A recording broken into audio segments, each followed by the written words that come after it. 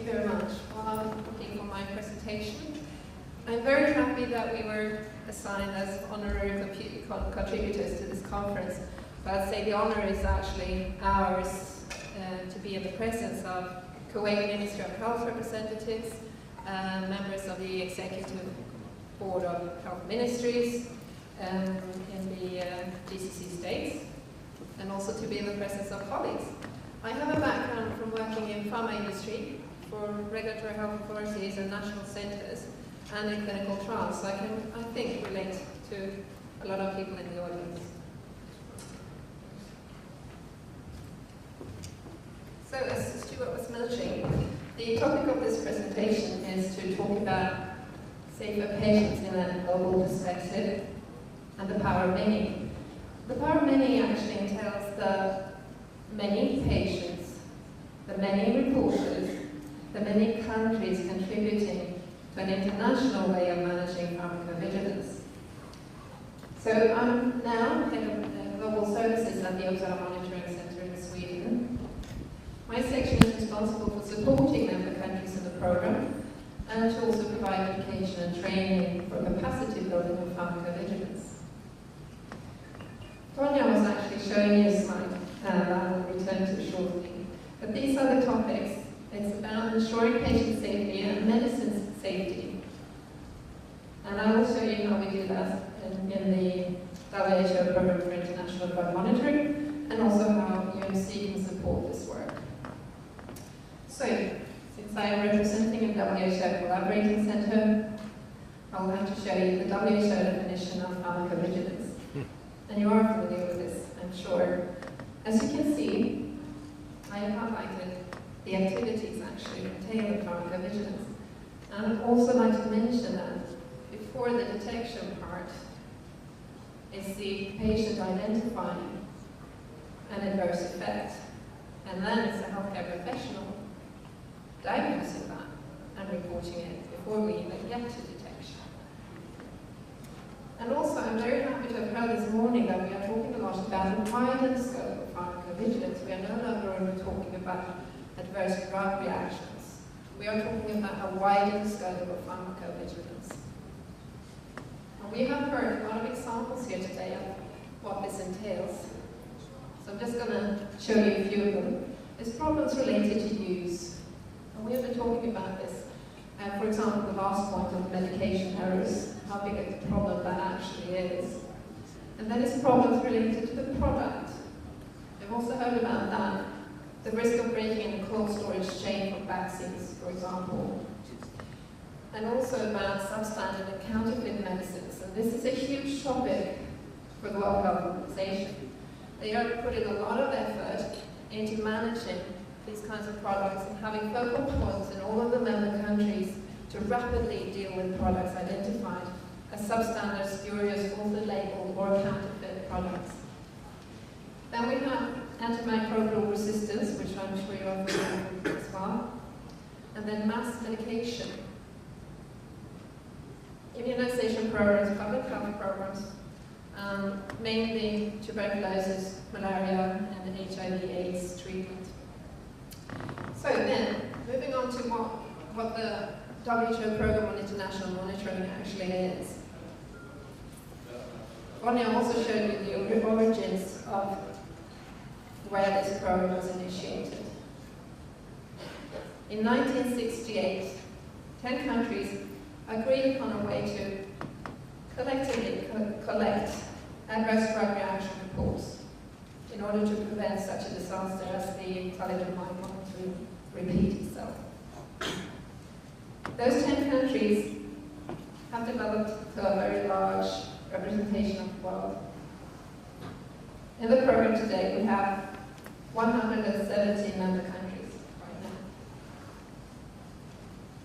And as you can imagine, for all these countries to collect data and compile it on a global level, there's a very important thing to consider, and that is how to collect the data in a harmonized way to adhere to international standards for communicating safety data. And there's also, of course, the advantage of you may not have a statistically significant nationally. But when collating and pooling data like this, it may very well become significant. Just to show you, with 117 official member countries in the program, how much of the population in the world are actually covered by having pharmacovigilance activities and capacity in place. It's 89% of the world population. And we are very, very hard at work on those final 5%. It's not easy, but that's our aim, to ensure medicine safety and patient safety on a global level. Right. This is just another graph to show you how the growth of the program has developed over the years. So starting out with 10 countries and then grow over time to 170 member countries today. These are the two sets of what I've been talking about linked to the program. Of course, it's the WHO headquarters in Geneva that assigned the Uppsala Monitoring Center in 1978 to take care of the running of the program. And we are a collaborating center to the WHO. But as of recent years, there are actually 3 major additional collaborating centers linked to the WHO. The main one, linked to Eastern Mediterranean, Francophone, and Arabic countries, is the center in Morocco. And they're responsible for training in these regions. They're responsible for providing technical assistance to the regions in this part of the world. They are also having special focus on medication error. We have a very close collaboration that we're still working on building on the Morocco Collaborating Centre, and we will return to some of our activities later on in this presentation. Then we have a collaborating centre in Ghana, Africa, and their main areas of reference from WHO are to provide training and advocacy mainly in English-speaking countries in Africa. And they have, over the past year, contributed to a lot of additional member countries joining the program in Africa. The third and final one was actually assigned in the last year as a collaborating centre by the WHO, and that's the National Centre in the Netherlands, LARO. And I'm happy to say that their main responsibility is actually to provide training curriculums in pharmacovigilance for students to become medical doctors, pharmacists, nurses, and so on. And also to work with patient reporting development, because they're one of the first countries in the world, I'd say, to fully embrace patient reporting. Of course, who are the main players in the program is the national centres. Without the national centres, we wouldn't have gotten this far. And the national centres, in turn, of course, they receive reports from healthcare professionals. Depending on the legislation, it's from medical doctors, pharmacists, nurses, and other healthcare professionals in the system. Patients, direct patient reporting with code of plan, also referred to LARO. Many other countries use it as well, and it's also part of the new EU legislation. And pharma industry. However, we, at the Uppsala Monitoring Center, only accept reports submitted from the national centres to us. So that's the main link for us to receive the reports. And then we, in turn, have communication with the national centre, trying to help them receive the reports and send the reports to us. Of course, that's part of our supporting activity. Member benefits then. Why should you join the program? It's not only about pooling of data and submitting reports. It's also what you get in return, is you actually get access to our global database. And that's a database dating back 50 years of collecting reports. We're currently at the level of having 9 million reports in the database. And that information is made accessible to member countries. We also support by providing early information about potential safety hazards. We do publish what we find in the database in a restricted publication called Signal. I'll show you that later on as well. We then also can provide terminologies and software. As I mentioned previously, in order for all of this information to be collected in a harmonious way, you need to adhere to certain international terminologies for coding of drugs, for coding of reactions, and for coding of indications and outcome of adverse drug reactions, and we help with that. I will also show you some of the software tools that are made available to member countries from us. In addition, support, training, guidelines, and this is where my department usually comes in traveling and in attending conferences and speaking like we do here. And then we have the international network. Once you join the program, you get access to a large amount of pharmacovigilance experts spread all over the world. So here's that. I should have brought a map of where Sweden is and where Uppsala is, but it's a tiny country in the far north of Europe. Uppsala is a very small town university city with about 200,000 inhabitants. So it's a great honor for us to be hosting this program in such a small place. As I mentioned, collaborating centre to WHO, responsible for the program. We're a foundation that was established in 1978, and that was established due to an agreement between the Swedish government and the WHO to manage the program. This also means that today we have an international board where 3 members are assigned by the Swedish government and another 3 assigned by the WHO. We then have WHO provide us with our policies for working. And it's important to know that we are self-funding. We do not receive any financial support from the WHO. So these are our terms of reference from the WHO. I mentioned previously the terms of reference for the other collaborating centres. And ours to provide scientific development, products and services, and capacity building for the member countries. Scientific development is about scientifically developing the ability to find safety signals, explaining them and understanding them. It's also about development best pharmacovigilance practices and improve visibility and status of pharmacovigilance on a global level. Products and services is to provide high quality, cost efficient software tools and services that can be applied nationally. And I will show you some of those. And capacity building, as I just mentioned. It's about improving capacity building for sustainable pharmacovigilance systems in member countries. Starting out with common standards and data management. Common standards. Briefly, it's about adhering to common standards for electronic reporting, such as was mentioned, it's the ICH-E2B reporting format. It's the only agreed format to transfer electronic data in the world. It's about whether we're talking about the same thing. If we do not code terminologies or drugs, how can we make sure that we're talking about the same concept of an adverse drug reaction? You need to be able to search the data on a hierarchical level and in a consistent manner in order to detect or analyze any signals. And that's where we get to analyzing of the data. The extracting of the information from the pooled data requires harmonized standardization of reporting tools. So, reporting is the circle. I think you're all familiar with this stuff. The circle will include some of our tools. So starting out with a healthcare professional or even a patient in some cases, reporting online, via SMS, via email, paper, and so on.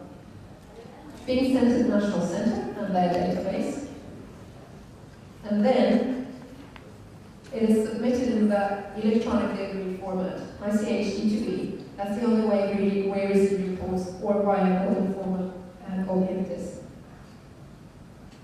We then store that data in a database, and as I mentioned, that is linked to the internationally agreed terminologies for coding. It's either the mega one or the Huat one. And then it's also linked to coding of drugs, and that's the WHO drug dictionaries being used. Centers reporting like this get the benefit of searching their own data, that of neighboring countries, or their region, or a global level, by using a search and analysis tool developed by us called BGMIS. That system is a graphical and quite easy to use system in order to search data. And you will be able to review the system later on in the breaks in our booth. That was actually launched just last year. So it's a quite new tool, and we're still collecting input from countries having used it, and still signing agreements with countries in the program wanting to use it. I'm just adding this part because using the internationally agreed standard format also improves communication with industry.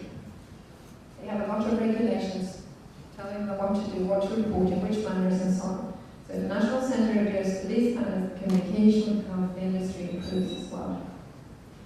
So the national database part of this, there, we have offering of a software tool which is cost efficient compared to vendor-bought tools, or if you are to develop your own tools, and that is called VideoFlow. So what is that? It's a complete management, it's a complete database to manage individual case safety reports.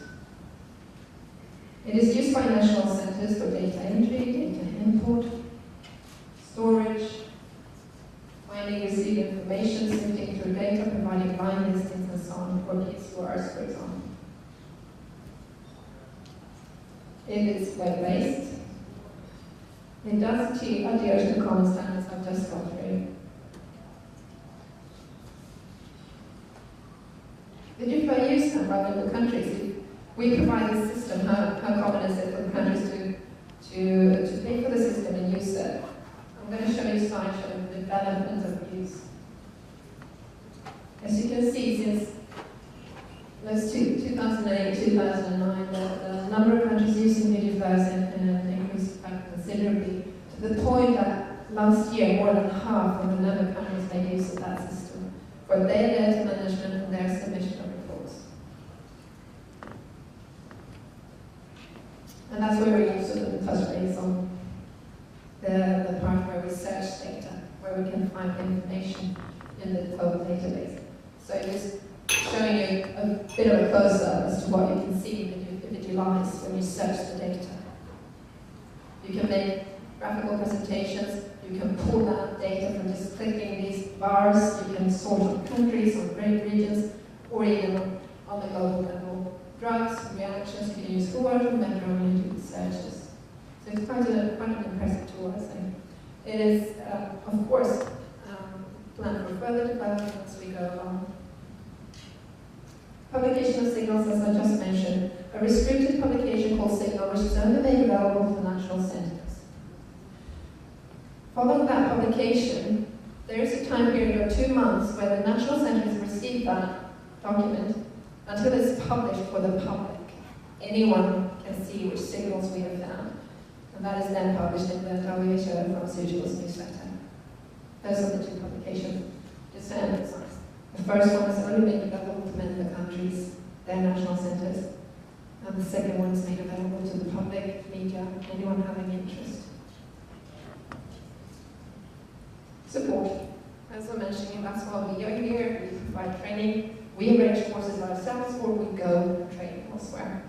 So just some examples of what we did last year. These were actually the countries covered by our staff in Uppsala, either through training or travel and country visits. It's quite a large part of the world that are influenced by what we do. Brief examples. Signal detection training in Peru. This is one of our medical experts and a lady in my team. We had a fellowship training arranged by the Moroccan and the Ghana Centre in Africa. And this is one of my staff members joining that fellowship for training. And I had one staff member traveling Southeast Asia and providing training and learning as well, because that's what we do. When we travel, we learn. Magnus and I will certainly learn a lot when we're here in Kuwait. And we are developing more of a distance training strategy as well, so that we do not have to travel as much. And last year we touched about 50 countries only via distance training, mainly on teaching how to use our search tool Visualize, but also on other topics. And this is something we are pursuing in the upcoming years as well. We also use that technology in order to provide training even when our staff members are in a country, so that all of our experts don't need to come. You can provide distance training for an hour of a medical expert, And actually, in all of these 3 examples I provided you with, we have had experts provide training from Uppsala, while we've had our team members also on site. So I think, Magnus, I hand over to my expert in supporting this region. And he will show you some statistics and information about where countries are in this region of the world. Thank you.